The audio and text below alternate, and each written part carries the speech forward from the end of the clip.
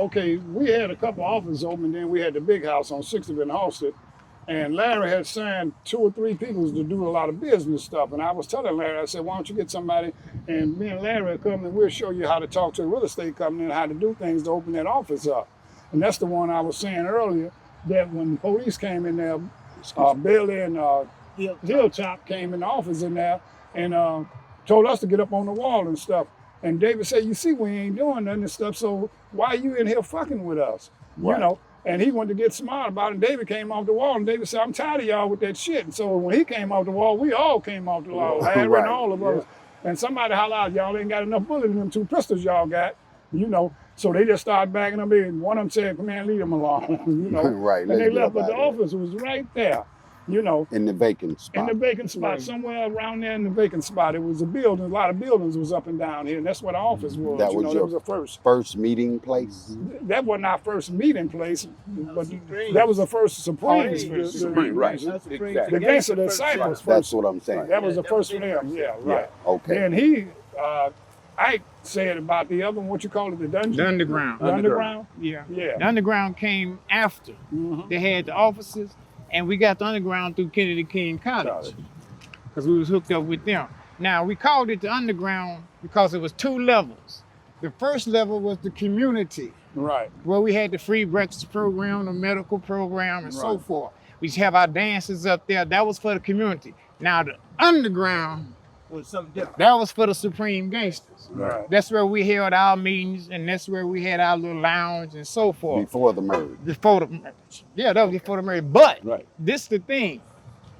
If you was called to the underground and wasn't no function going on. OG, 2 letters that define respect. I created the original OGs to document the forgotten parts of American history. I want to recognize and give a voice to the men and women that have climbed to the top of their game. The men and women this marquee have been authenticated as original OGs. Welcome to my world, a world of the originals, the unique. Welcome to the original OGs.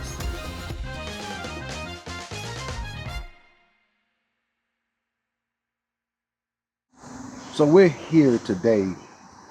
We're on 68th and Green. 68th and Green. Very monumental place where a lot of our history took place in this community. We're gonna take a quick journey. I got quite a few big brothers with me. I won't put it like that, you know. And each one has a dynamic story to tell within the history of what our journey is in this show. We're talking original OGs, and I'd have to give credit to these gentlemen for being triple OGs. Is that okay? Sounds good to me. I'd like to ask each one of you and give you the space to answer. What I'd like to do is allow each gentleman to introduce himself, and then we'll pose the question and ask, how are you connected to Larry? Sounds good to me. So we'll start on the end over here with my good brother and allow you to introduce yourself. My name is Ike Taylor. I'm an original member of Supreme Gangsters. Black Gangster Disciple, and I'm original Pontiac brother. Goo. Hello, I'm Goo. I'm 63rd Street, original disciple, devil disciple. OG. My name is OG Commander. I'm original Black disciple. I was a devil disciple, the disciple before we was the devil disciples, and I always been a spokesman for the Black Disciple Nation. Okay, and then we have the infamous Cliff. OG Cliff, devil disciple, grew up here in Inglewood, 65th and Green. I want to be clear here because each gentleman said, I'm OG so-and-so. I want you to understand, these are triple OGs. These ain't just OGs, these are triple OGs. These are OGs on top of OGs on top of OGs. That's right. You dig? This ain't just, if you addressed me and said, okay, OG, Mr. Rick, I'm cool with that. But I just want to be clear that that's not how I address these gentlemen. From there, we're going to go into the question of, each one of you gentlemen have a history with Larry Hoover. And I'd like you to take a moment and share with us briefly what your history is or some personal history with Larry. Well, I met Larry back in 1958, 59. That's when I was born. We was going to Wentworth School over here on 69th and Sangamon. So back then, the neighborhood was new. Everybody was new. We was happy that we had new friends going to school. And so we on the merry-go-round, the little slides and this and that. So it was this little light-skinned, funny-looking fella. You know, it was just something about him, and I seen he had a couple of brothers with him. So I kind of eased over trying to see what was happening. And so some other dudes started talking, little fellas signifying, and Larry got kind of excited, and he went to stuttering. And they started laughing, and I felt a certain way. So I kind of just moved him out the way, didn't know his name, nothing about him. And from there, I started talking and signifying because I always had kind of a quick wit, and I kind of like signifying. So after that, we became friends. Now, Rest is history. the rest is history. We're gonna move on to Big Brother Goop. I met Larry Hoover on 63rd and Stewart at the school. We was in the 8th grade, and every time school let out at 3:15, my fellows, which was the Gonzatos at the time, used to meet me in school. And Larry went to that school, which was supposed to have been a bad boy school. So at the time, you got to realize Larry and them was already established. They was supreme gangsters. And they was going to our school, which was on 63rd and Stewart, which was Gopher, you understand, and in our territory. So every time 3:30, 3:15, and the bell rung and they come out, you got to remember, I had 7 or 8 guys waiting for me to come out of school. So that terrified certain people, you understand? So I made sure that Larry had safe passage out of school. He never forgot that once we hooked up. He's a brilliant dude. Never forget it. The Gonzatos. So that was the Harris brothers and yourself and other guys Yes, sir. that are known as Godfather. Yes, sir. Okay, Yes, that's what that and was. we could go on and name the rest of this family, but they were all heavies too. So we're gonna move on to my big brother right here, OG. My name is OG Commander. Commander is my real last name. And how I met Larry Hoover and how I participated with him was at the time when we united together. I knew Larry. I know of him and stuff because I remember he was getting into it with a guy named Longstreet, Leonard Longstreet in Highsmith, up at Parker High School and stuff. And some of the guys were saying that Larry's a powerful guy. You know, and he should be with us because he was right here because Jeff Ford and them was trying to recruit him, but Larry didn't like the thing that Jeff was trying to make him ambassador or something. And then when I met Larry, he came to the church and we fell in love with each other because he had a good mind on him and he was a good guy, you know what I mean?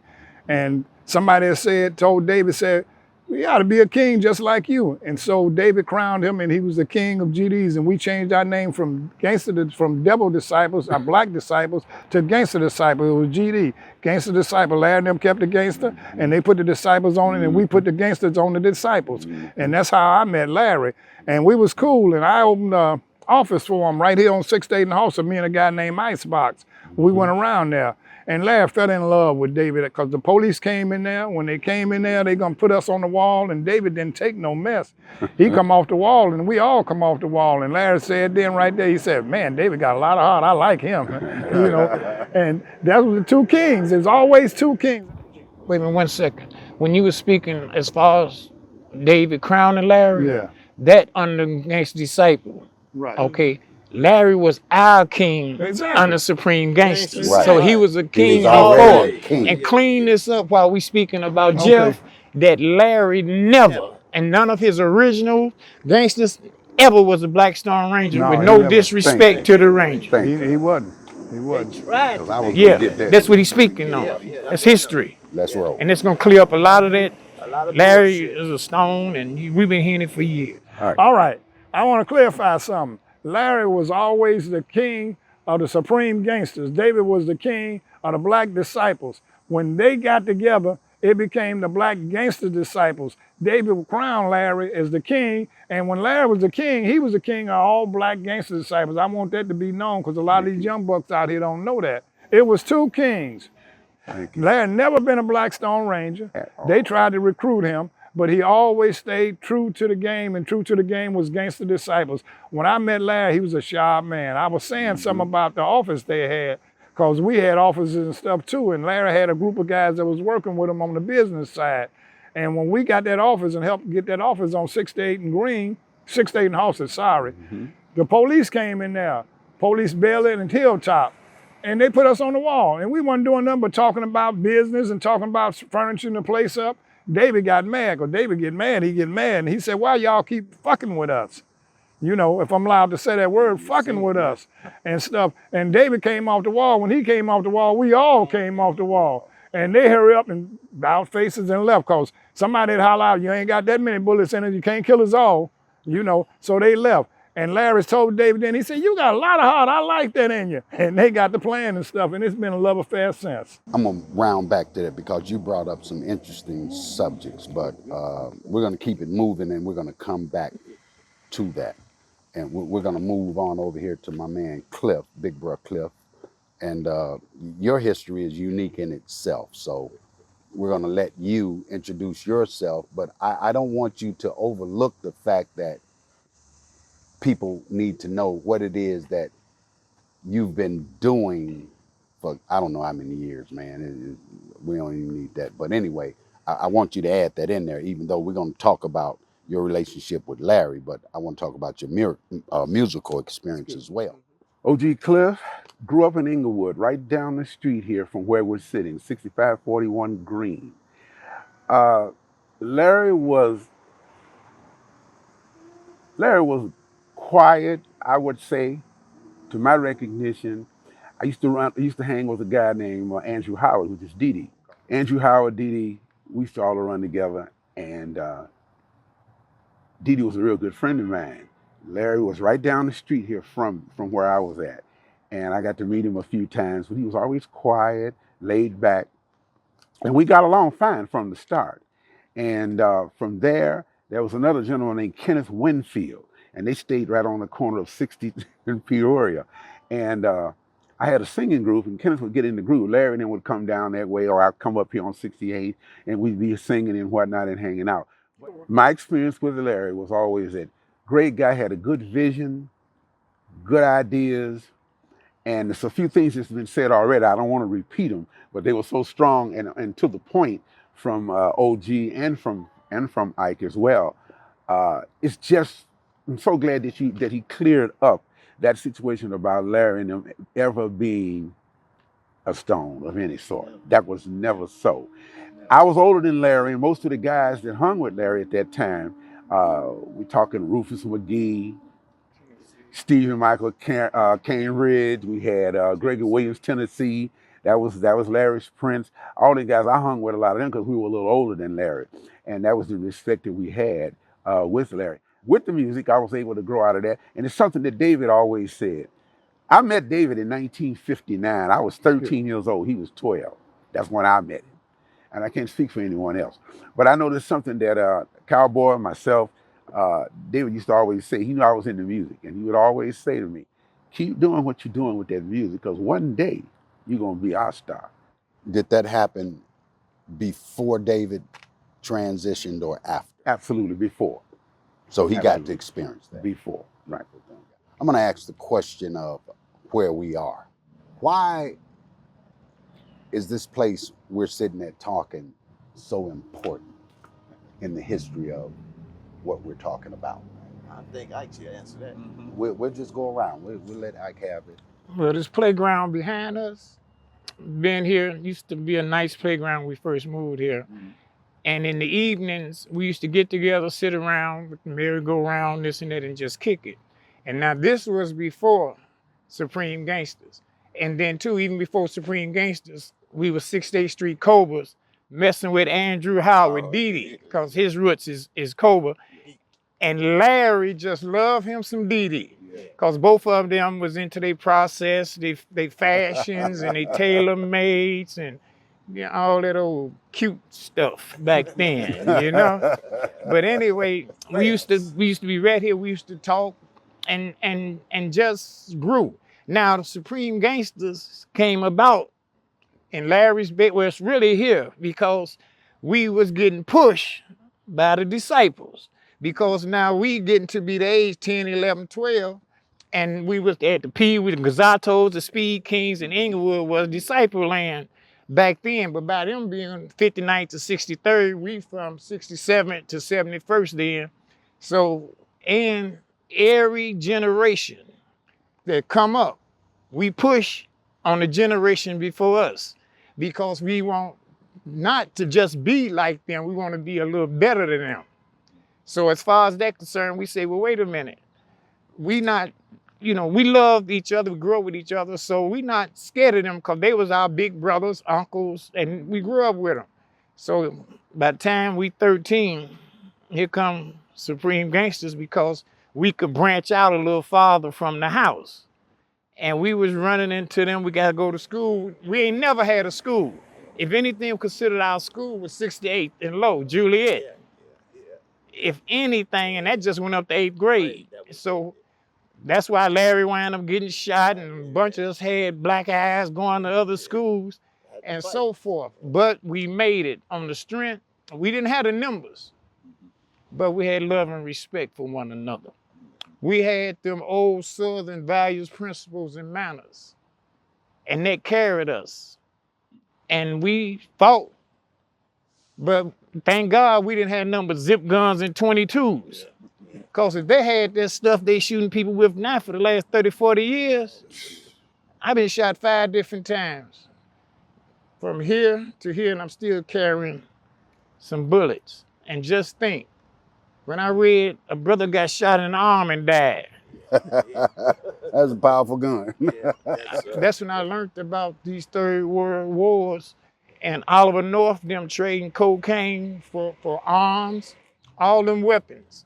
Start flooding our communities and the narcotics. So we trying to figure out where all this stuff coming. Then it came out that Oliver North, along with them devils, was trading trading arms to rebels for cocaine. And they brought it straight here to our communities.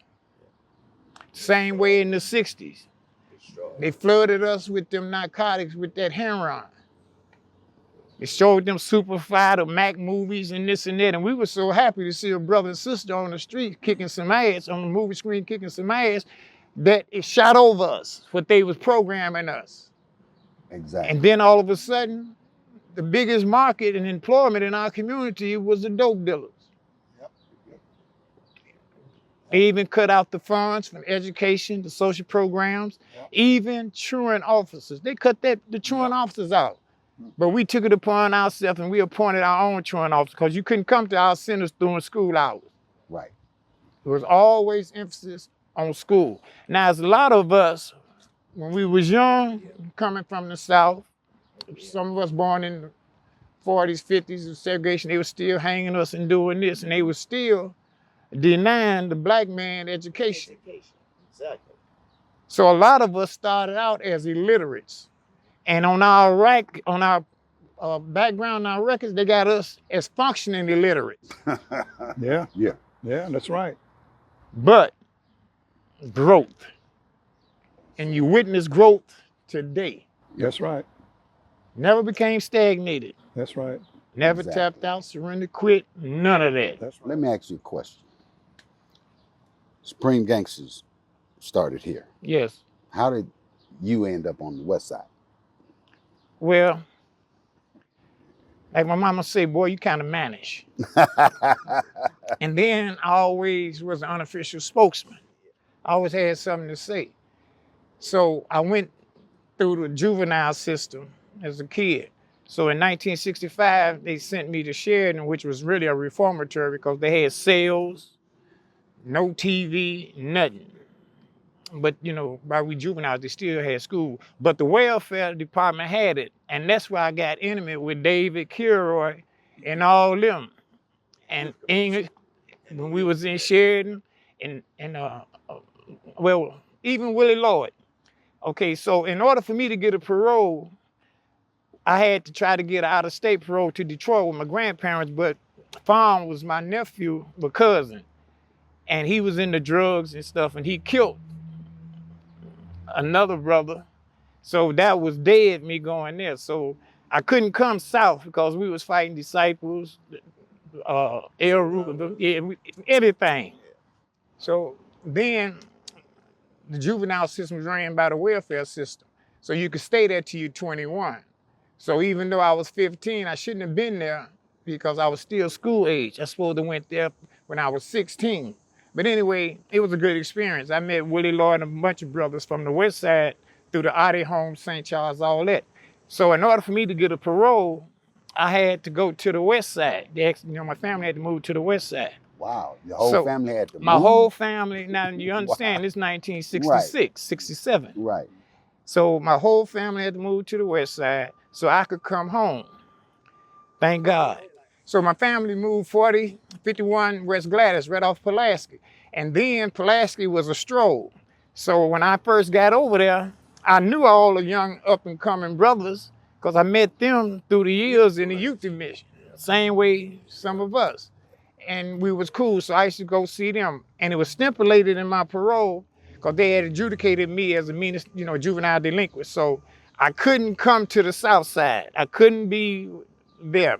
So I had to stay over there. So in the beginning, I'm not gonna put my hand in the fire until I see if it's warm or hot. So what I did, by me knowing Willie Lloyd them, and Willie had a little juice, I started going up on Kesney, Lexington, Florida, to the little pool room and hang with them. CC, Charles Campbell. I can't think of all them brothers, but I thank God for them because they was cool, even though they was vice lords and this and that, and they knew I was supreme gangster. So on the weekend, when I turned 17, I got my father's station wagon.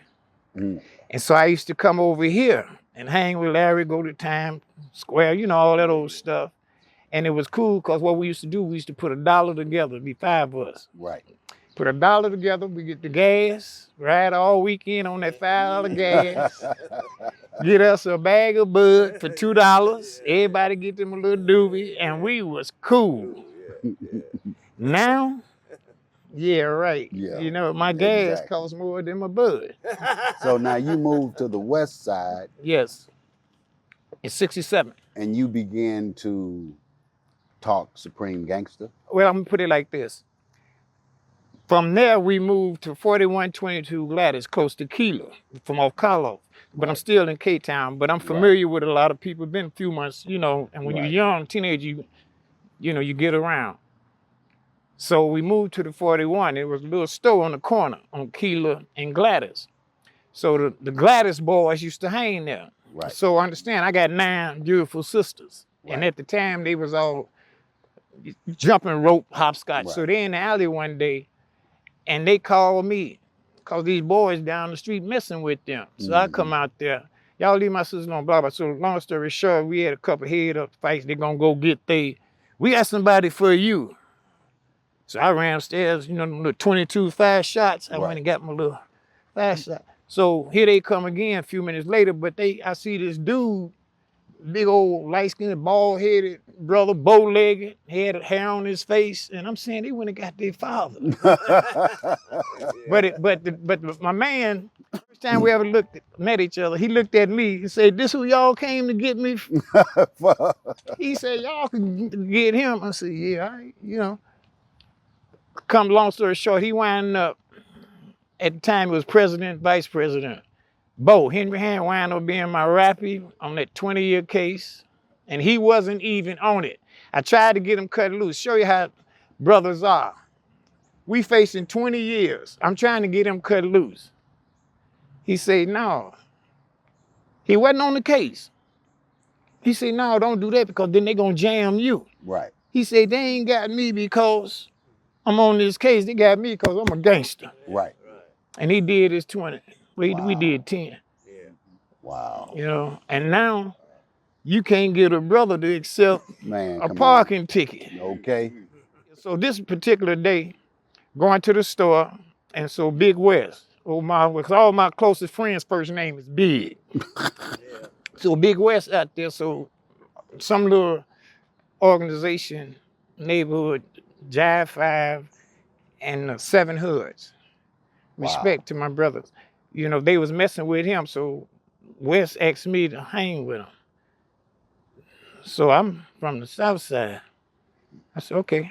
So we do this and that. So the word got around, this little dude stood up with West, you know, with the 7 Hoods. So they kept saying, why you don't be your Gladys boy? You live on Gladys. I said, I'm part of something already. Well, you on the west side now, blah, blah, this. I say, no, I'm a supreme gangster. And I said it with pride. Right. Because, you know, we had that thing. So they said, what's so special about it? I said, I tell you what, y'all meet me here Saturday. We're going to go out south. I'm going to take y'all to the center, to the underground. So we had a little caravan. We came out here, went to the underground, the dancing, and I mean, introduced them to Larry and everybody. The way them brothers was treated, because they was with me. Mm-hmm. Them young, and the way the young ladies danced and made them feel comfortable and relaxed. So now this Saturday night, Sunday morning, we go back home. I get up the next morning, afternoon, Sunday. I come outside, going down on the corner. These fools and branded everything, even the sidewalks, Supreme Gangsters. They done joined us. All on the wall, the school, even on the pavement. Yeah. And I said, well, Beginning of the west side. So you came from the south side. Yes. You go to the west side. yes, Now we're talking about the establishment of the west side, you and the Supreme Gangster. yes. But now, how did you become affiliated with Supreme Gangsters while you were on the south side? How did that organization come about? I'm a gangster. I'm a Supreme Gangster. I'm a original Supreme Gangster. I come from here. But I'm clear there. The name Supreme Gangster comes from. We really can't say because we was all brainstorming, but we knew we was gangsters. That's Right. our attitude. Right. And then we had to outdo the Devil Disciples, Right, the Blackstone Rangers, and the Vice Law, all that. right. So now Supreme. that's already established out south, Supreme Gangster. Yes. You go west. Okay, now these brothers are branding the territory on the west side. In Of K-Town. Supreme. K-Town Okay. Cobra's neighborhood. Right. It's one thing. We are in all walks of life. Correct. We are everywhere. Now, a lot of brothers in position, a lot of sisters in position where they can't say who they're affiliated with, where they come up with, or who their roots are. But they come through it. But they are part of us. They're part of our legacy. We everywhere.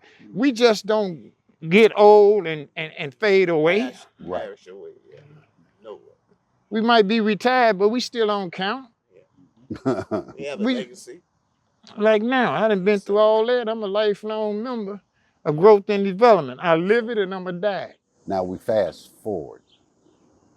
And I want to shift gears here because I want to go over here to Goo. I think we're in a period of time where you can share some insight. The political aspect of Larry's involvement. This is just my assumption of it. The idea that he had was brilliant. He was trying to refocus on the community, you know, show the people that he loved them. He was trying to do something because the pictures that had painted for him wasn't him. Right. You know what I'm saying? Mm-hmm. And the people still believed in him. So he called himself starting this political organization, which was a brilliant idea at the time, you understand, but at the wrong time, because that was one of his demise. Right. You know, they tried to frame the man talking about the money was going through the political organization to do this, do that. It wasn't true. Mm-hmm. You know what I'm saying? But he was trying to reach to the community and show them that it ain't about that no more. He ain't about no game banging. He about growth and development. Right. He teach this to all the young kids in the community and try to be like that. Stay in school, learn something, be something, Yep. you know? 'Cause this ain't nowhere. You know, they took away the stability, the leadership, and all of that. You know what I'm saying? You couldn't tell a young brother to do nothing because of how their mind was extorted. You know what I'm saying? He was trying to bring back, like his favorite saying was, gangsters go to the polls, you know, and vote. You know what I'm saying? Now, you know what I'm saying, we need these young kids to do the same thing, you know? I mean, because, man, it's a tragedy. But once he started that political machine, that's when them people come out and try to put indictments on him by trying to do something in the community and help. You know, they try to destroy his image, you know what I'm saying? Okay. But the brother, you know, is past 70 years old, you understand? He almost been there 50 years, you know, and he gave all that up. He want to come home, you know, he want to live his duty that he got here on earth, you know what I'm saying? Instead of these people steady trying to hang him for something that he have no knowledge of. He been in the penitentiary 40 years, you know what I'm saying? Plus. You know? Right. And no control. And no control. So you got him in a little bitty cell, 24/24. They're trying, or they have given him the responsibility of being in charge of what's going on out here all this time, when in fact you would say that's not true. Exactly. Express that. No, it's not. No, it's not true, because everything that happens in these streets, they try to blame him for it. And he had one phone call per month, and that's 5-10 minutes, and he talked to his family. He don't talk to nobody from these streets, none of that. He got time. He had no time. And Right. 10 minutes? Come on. So how can you put that on him, that he's controlling what's happening out here in the street? That's not true. We got the verbalization that he stepped down. Yes, sir. But in the minds of the people, Never. do you think that'll happen? Never. Never. But yet he'll have the responsibility placed on him because of The who he is. administration, because of administration. But people always love him. He can do some good out here in this community. You know, he can save some lives and children's life. You understand? He have. Exactly. And he have done that. He But have. you know what? If these people really was true about what they was talking about, and they want to save these people instead of hiring police and all this stuff, they'll let that man go. Because he can do some good out in this community. But then they wouldn't get credit for it. Exactly my point. See what I'm saying? The more tragedy they have, the better they like it. Because we need more police. That's the only way they solve their problem. More police. And they don't get nothing done. But just think of one man can come out here and make a difference. And That's why they kept him locked up all these years. Exactly. In my opinion, Yes, sir. they kept him locked up all those years, and in doing so, they created a monster. He spoke on this. Yeah. Larry spoke on this 40 years ago. If we don't get a hold of what's going on with these kids and in the streets, this is going to happen. This is the aftermath. The man spoke on this years. And you speaking about the political, Larry is a political prisoner, because as soon on the 21st century vote, we helped get Harold Washington, Carol Mosley Brown, all these black politicians. That's why Obama came to Chicago. That's too much power. That's why Obama came to Chicago, because he knew we was unified and we could put people in office. He knew that. That's why he came here. Okay, but when Larry allowed Gator to put that march together during the teacher strike, when Gator was running for office, it was not organized. I was embarrassed in real time when I saw it, because it just was a mob. It wasn't organized at all. And then when them brothers and sisters got by City Hall, they started chanting and shouting, "Daily must go." You cannot, through history, openly challenge them devils. And ever since then. I don't want to speak on Gator because Me neither. he's not here to defend himself. He ain't mentioned Larry. We will have a chance to have that conversation. I spoke with Gator, and I invited him to the show. He's too big to sit with us. No, it's not what he said to me. That's not what he said to me. I know what he said to you, but I'm going by his actions. Yeah, but I just want to talk about giving. He had a show for years on cable. He ain't never invited none of us. I understand. We're in the political organization.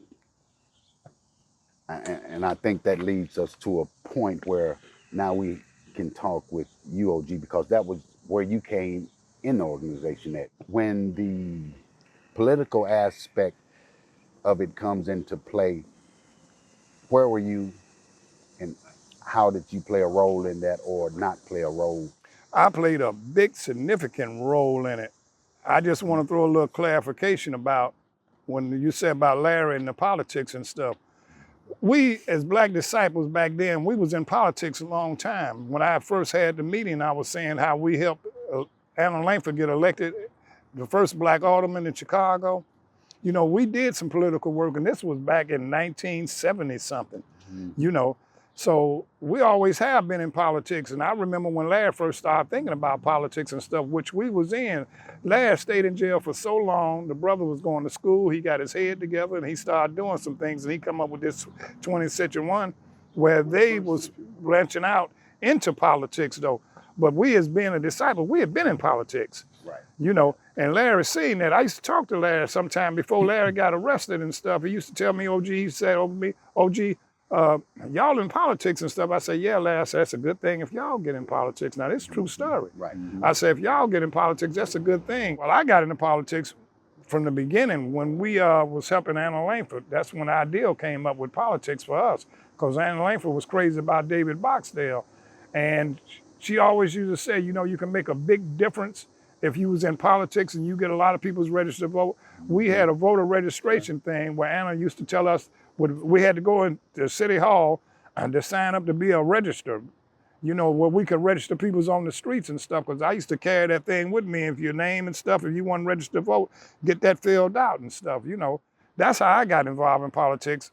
And then you introduced that idea to Larry. Yeah, that came out beautiful. Larry didn't start doing a lot of things until he was in the joint. And he had time to think about these things and stuff. That's when the Century 21, that's when the politics came out, when Larry was in the joint and stuff though.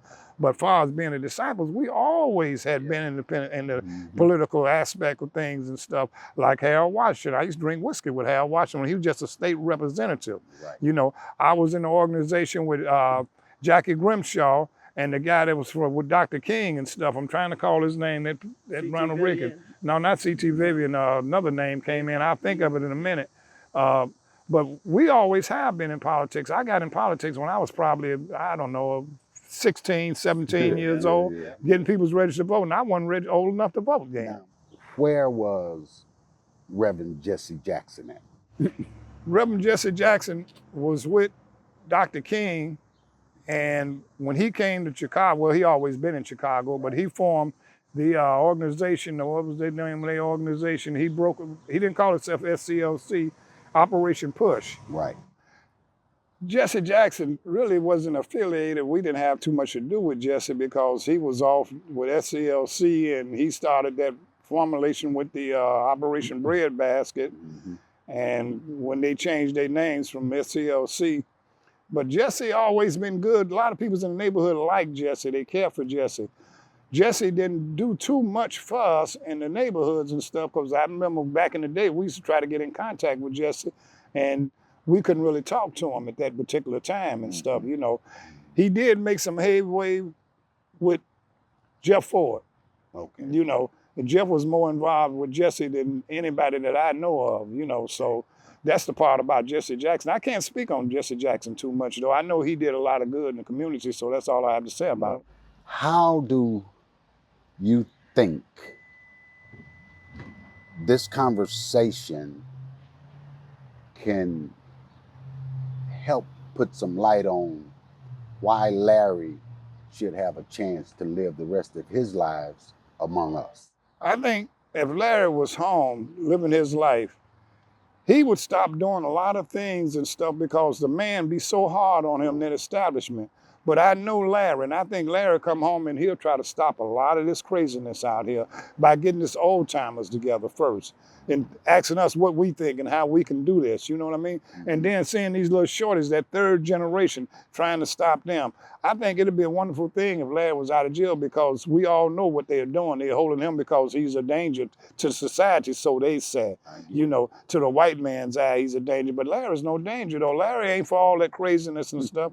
This is what they portray Larry as doing and stuff because he was a powerful man, you know, and being that kind of powerful and controlling that many people, he was a threat to their way of thinking, their way of law and stuff. But if Larry was home, Larry would be a different person completely. Cliff, how would you answer that question? Close to what he said, but I'll add to it this way. Again, I said early on, if you don't grow, then you're stuck.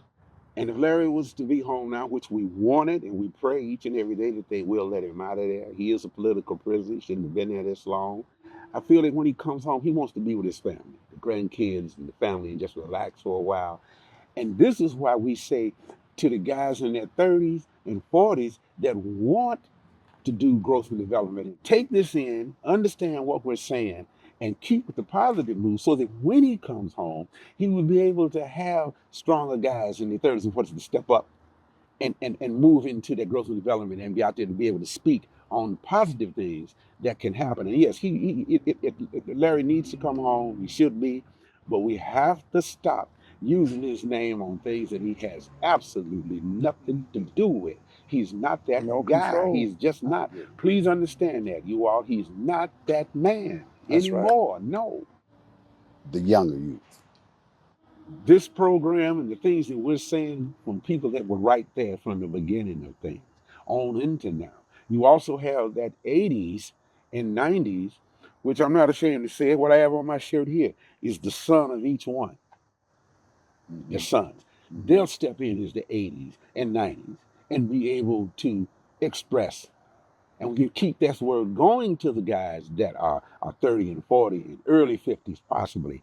Just understand, we need lawyers and doctors and Indian chiefs and on and on and on to be able to step up. We're not going to be here 60, 70, 80 more years. Right. So we want them to know, keep it moving forward for your grandchildren, for the kids that are out here today. The positive way to move is the way that you would want it to go, and that's the way that we would want it to go as well. And what could we do today to influence the public or to inform the public? What could we do today to help Larry? When they have a lot more of these, well, I want to use the word events, they need to reach out to I just say guys like us to have us on some of these talk shows that the system has, but we know they're not going to do that, but it's what they need so that we can keep putting the positive word out there and the positive energy out there. You have to have that. If you don't have the positive energy, then what are you going to get? We're in a very historical space. I think we'll get up and take a small journey here and talk about this space, and whatever comes to mind of memory for you and importance, then we'll travel there. Yes, sir. Yes, sir. Is that okay? That's Yes, good. sir. Okay, we had a couple offices open, and then we had the big house on 60th and Halsted. And Larry had signed 2 or 3 people to do a lot of business stuff. And I was telling Larry, I said, why don't you get somebody, and me and Larry will come and we'll show you how to talk to a real estate company and how to do things to open that office up. And that's the one I was saying earlier, that when the police came in there, Billy and Hilltop came in the office in there and told us to get up on the wall and stuff.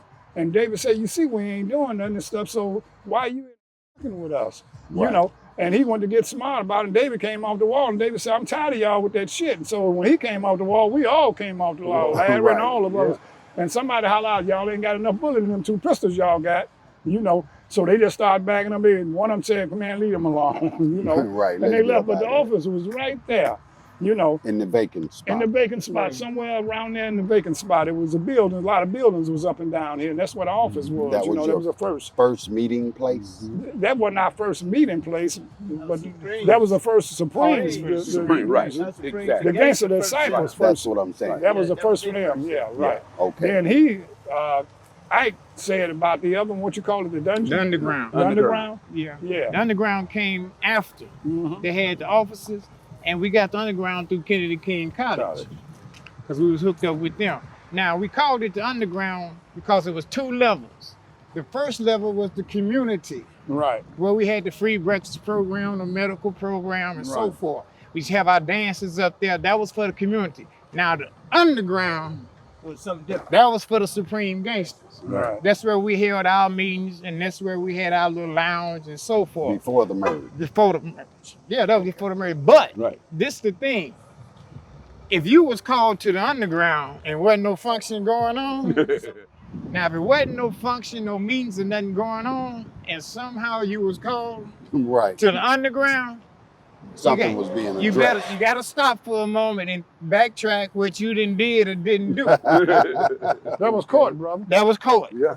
And it wasn't really no kangaroo court. Right. It was straight up court. But Yeah. 9 times out of 10, Larry will say we're a democracy. Everybody got a voice. But then he'll say, you know, we a dictatorship. yeah. He got the final word. But Larry was fair. Everybody had a voice. But there was one thing about the underground. It was strictly community orientated. From my knowledge, never was there a fight. Never was there any disrespect, any shooting. And when it was time to close down, wasn't no lingering and hanging. Right. I can't recall not one time, even though I didn't spend a lot of time in, afterwards in May 60s here, but I can't ever recall any polices Right. come in there calling themselves serving a warrant or to arrest somebody or to search anything. So you made a statement, I think, to me it was very powerful. You said that you all were connected to Kennedy King. Yes. Okay, so in saying that you're connecting with Kennedy King, we know that that's a legitimate city organization. Right. And City in- College. Right. In order to be connected to it, you had to be an organization. Right. So that debunks the idea of you were a gang. No, never again. Right. Never. Right. Yeah. We had charters. Thank we, you very we, much. we had tax exempt. Right. We was an organization. Thank you. Even our meetings was conducted under Robert Rules of Order, Thank you. parliamentary procedures. Right. Wasn't none of that disorderly. We was an organization. I'm 70-something, never been in a gang. We had 2 charters because we was at Kennedy King College too. And I got mine Southwest from Youth Malcolm X Leadership out and west. Southwest Enterprise. I think Ike can best describe about this property and about this neighborhood because this is his neighborhood. This is where he grew up at. Even though he was the supreme gangster and then gangster disciple and stuff, this is his hood. So I think he need to express himself more about that because how could I say something? I didn't hang here. You know what I mean? Down here. Yeah, I didn't hang here. I'm off 63rd Street. And I've been asked this question a number of times by younger guys. When I say young, I mean younger than us. Before it became Supreme Gangsters, was it not Supreme Family? And okay, then explain to myself and make sure that I'm right. I want to be right and make sure that they're right. How did the G part come in? Was that you and Larry together? Or how did that come about? As far as the gangster, The word G come in. oh, well, like I say, we just wanted a name to be a little tougher Right. than the Devil Disciples. Right. We had all That's them trend. different organizations with them names. And then we were just young up and coming. We started out as Supreme Gents. It was a social club. Now We we used to love talk. to That's dress. what I wanted to. Yeah. We would dress and we, dance, go to sock hops and, the Times Square. The Just dungeon. the dances, the basement dances, cross street. You We know used to what? have dances. Yeah. Every You time know. you see these guys, Yeah. 3-piece suits. Thank You you. understand? Tailor-made. Tailor-made, Yeah. knotted up. Yeah. Gangster Brim. They was They- sharp. That's where that gangster thing come up. And they was a little younger than us, and I used to look at them all the time. And I said, "These guys just as clean as they want." What are you? Sharp attack. What's Okay, so that's where that G That's where that decided G to come. be We were pulled Supreme in. Gents.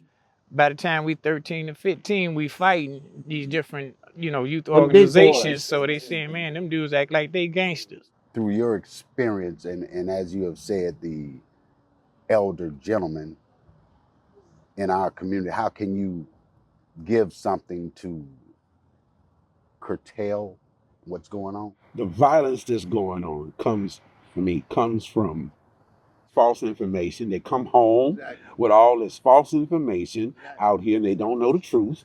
And they come home and they say, hey, such and such and such and this, that, and the other. And it's not so. Not mad at them in that sense because they was given this information by someone that didn't know what they were talking about. Okay? Now, things A lot of these guys today too are hooked on drugs, bad. That's not helping, at all. And it's such a shame that to wake up every day and see these young children that have nothing to do with nothing killed or shot or hurt or gunned down. This violence out here, I think it stems from more than just one or two things. First is property.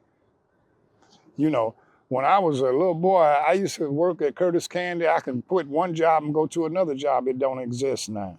I had jobs all my life. That's what kept me out of jail a lot. I wasn't no bad guy. I wasn't selling drugs or nothing like this. I kept a job, and I believe in doing things legally and stuff. I had a group of peoples around me. We used to call ourselves the businessmen. All that's gone now. These young guys out here ain't got no direction, no leadership, and then they just getting into it for nothing. One of the things they getting into it about, because without no direction, no leadership, ain't nobody to tell them nothing. And then the drugs that just made it up, saying, like somebody said earlier, that's the only way a person can make a living now. So it's embedded in our neighborhoods, it's embedded in our communities, it's embedded in these little shorties out here. But one may be selling drugs on this corner, he mad with the other guy on the other corner, because he want that corner, all kind of crazy stuff, you know what I mean?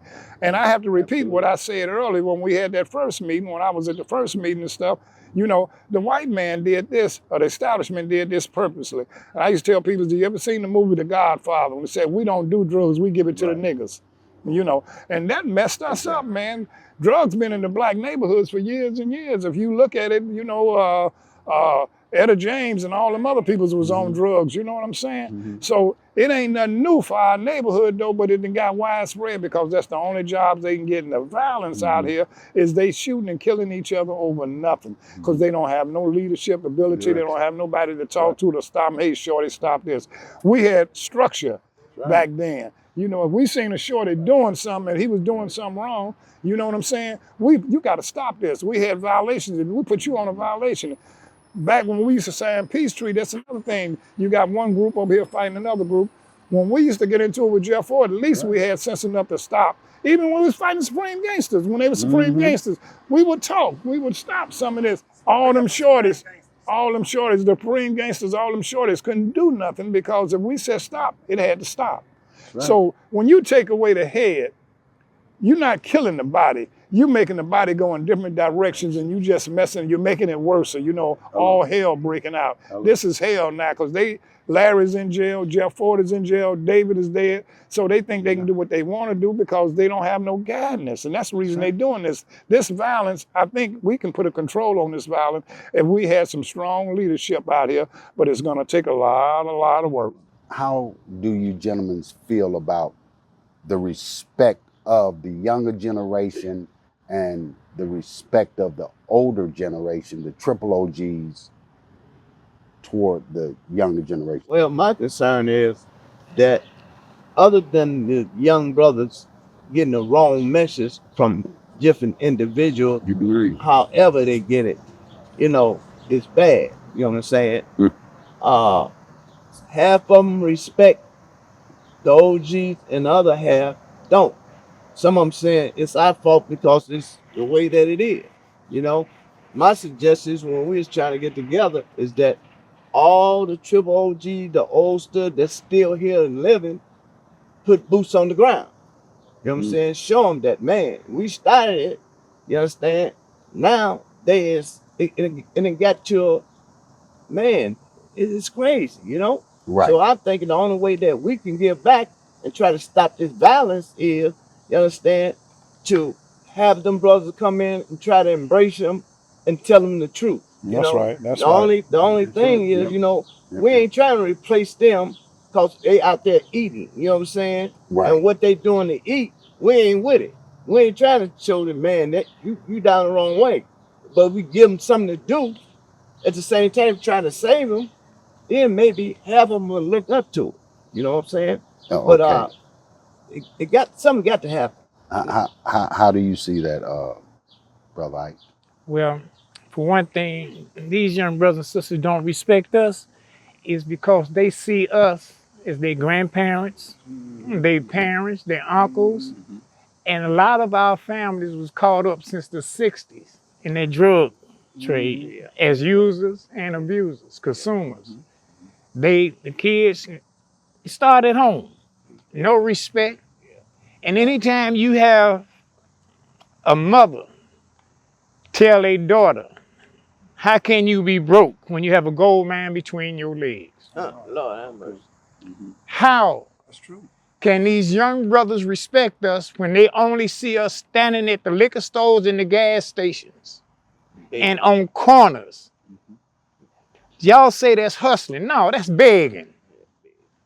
Men don't beg, we work for it. Hustle, legal or illegally, we feed our families. But it started at home. And now we in our third, fourth generation. And we want to know why our young sisters around here with this funny hair, these long nails, and these spider fans on their eyes, looking like they're a candidate for a stripper pole.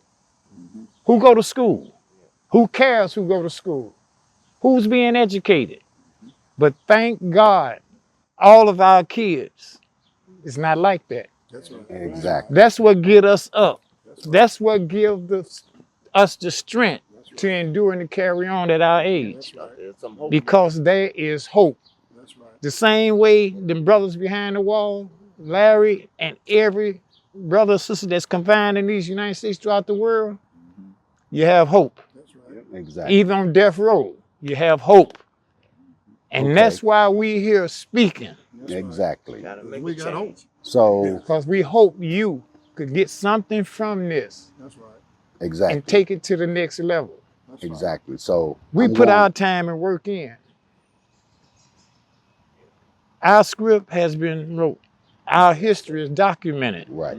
So we're saying to you, you know, we have to get back to the foundation of sharpening our tools. First, gain our tools, then sharpen our tools so that we can have some control or some knowledge of how to take control of our communities in order to be able to uplift the ones coming behind us. If you live in a city, any city, big or small, and you would like for Mr. Rick to come to your town, get as many subscribers as you can in your town, go in the comments. Let me know who your OGs are. They could be men or ladies, doesn't matter. As long as they have a great history, whoever has the most subscribers, I will interview them. We won't pick them, you will pick them. So we'd like to tell those stories. This is the original OGs. Don't be mistaken by imitators. Let me know why Mr. Rick should come to your city and interview the OG ladies and the OG gentlemen. That's it. That's all. He's about, no nothing else compared to what he's got. He is